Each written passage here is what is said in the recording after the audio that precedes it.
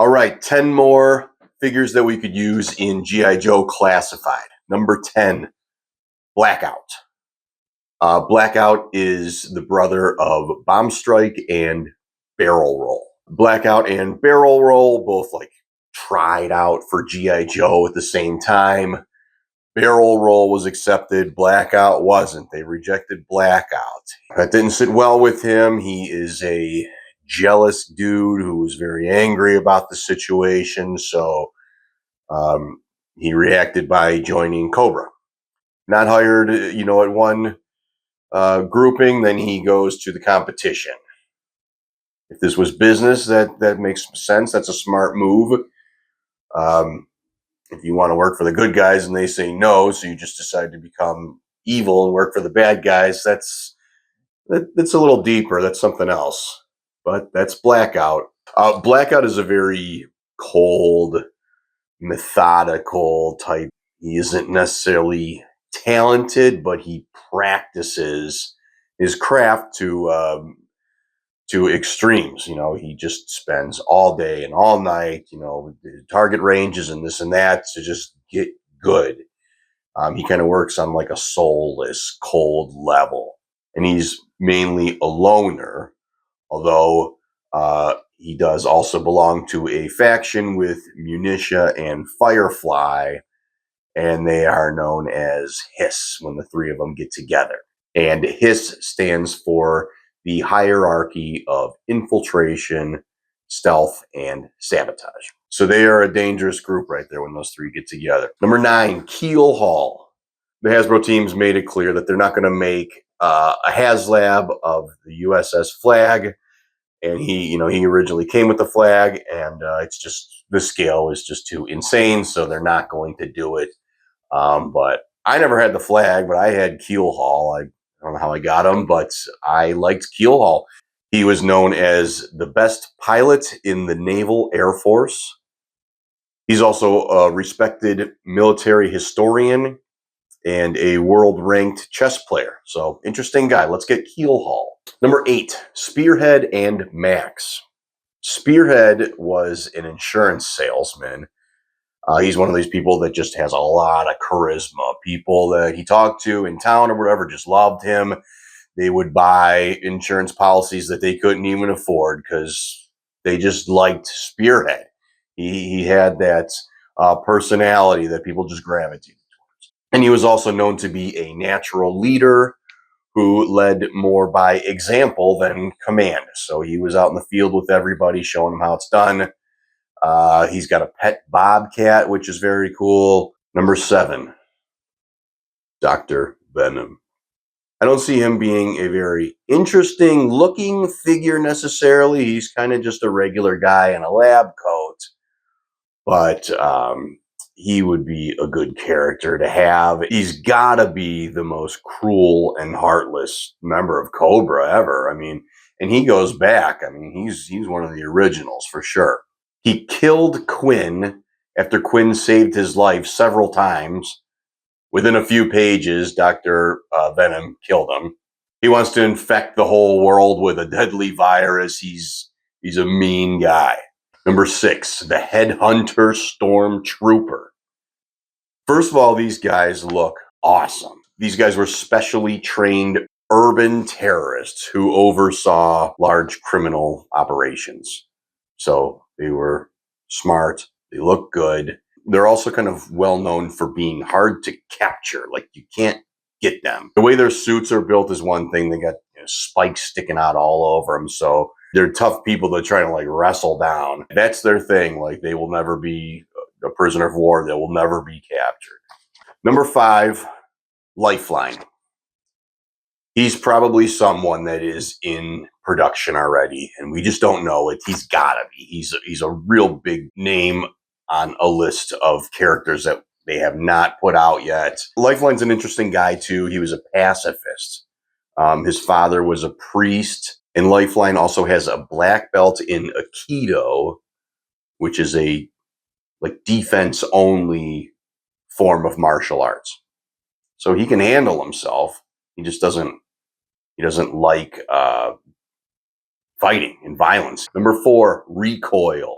Recoil was a bodybuilder and a marathon runner. He was a guy that was just in incredible shape. His job on the Joe team is he gathers intel, but he's also the guy that, because he's just this big, strong dude, he carries all the supplies with them too. He's got ammunition and rations and weapons and this and that on his back, and he goes out and snoops around, gets the information he needs, and comes back. And because he is an intel guy, maybe his accessories would be different. I mean, yeah, he can have a sidearm, but maybe we might need like a communications device on him. Let's get him a walkie-talkie. Let's get him a little laptop or something, camera. Maybe throw in some things that we don't have a whole lot of. Doc is a great example because he's a medic, so his loadout is just all different, all different accessories and equipment, and that's fun. When we got a chance to have somebody come with some different accessories, I think you should capitalize on that. Okay, number 3, Risk. Risk is a brand new character. He's in the G.I. Joe Energon universe from the brand new line of comics that are out right now. He was born into a wealthy family. He's kind of a punk kid that kind of grew up looking for trouble. But yeah, he's got some attitude. He's ex-CIA, ex-Air Force. He was a cage fighter for a while. And his thing is that he does risk assessments, figuring out the collateral damage. Risk. He's got an interesting look, too. He wears a suit. He's got a big eagle tattooed on his back. He carries a gold-plated shotgun that he has named Moneymaker. He's got brass knuckles that have energon crystal shards in them. So, we'll see what that kind of thing leads to. And he's a new character. We really need to introduce some new blood into G.I. Joe. Number 2, Munitia. Munitia is one that I think a lot of people are looking for. She's a mercenary bounty hunter. Munitia is kind of like a little bit of a deeper cut, but at the same time, kind of a fan favorite as well. She's a member of the Plague. The Plague is a small group made up of kind of the best of each division of Cobra. So the leader of the Crimson Guards has a spot in the Plague. The leader of the Techno Vipers, the leader of the Eels, the leader of the Cobra officers. There's one picked from each division. And Munitia also sounds like a very cold-hearted character. She's described as sucking the warmth out of the room when she walks in. You just kind of get a chill down your spine when Munitia comes in. And that sounds cool. And she looks cool too. So yeah, let's get Munitia.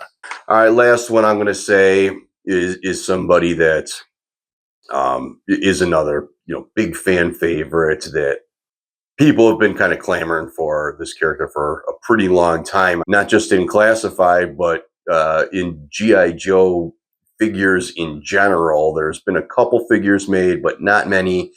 And people just want this guy in the mix. And that is Kwinn. Kwinn does freelance special ops.